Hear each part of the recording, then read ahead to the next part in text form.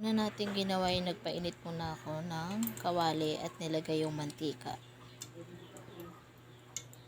Then sunod kong ginawa is naglagay ako ng bawang sibuyas.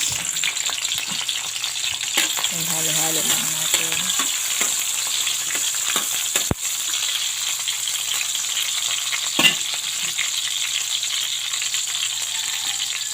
Sunod ko naman na nilagay is yung hotdog.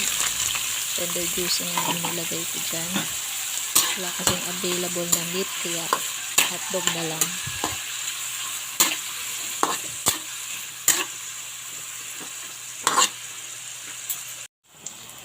Nilagay ko na rin dyan yung gulay. Ang ginamit ko palang gulay dyan is yung bagu pecha. Masarap kasi siyang ilahok.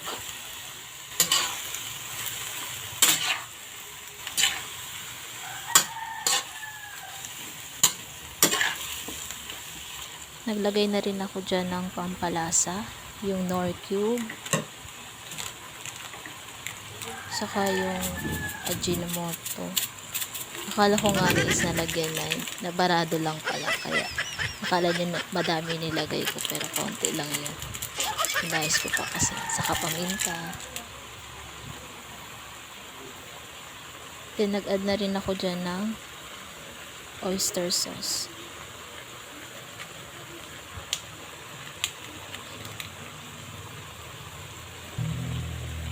Tapos nagdagdag din ako ng toyo, konti lang.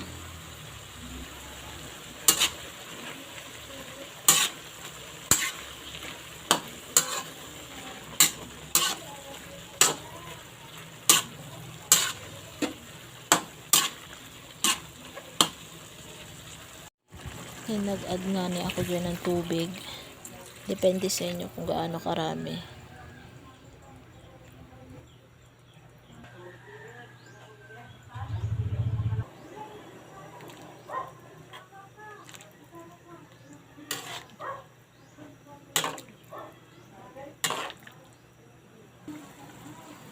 Ayan nga ni, kulo na yung ating sabaw.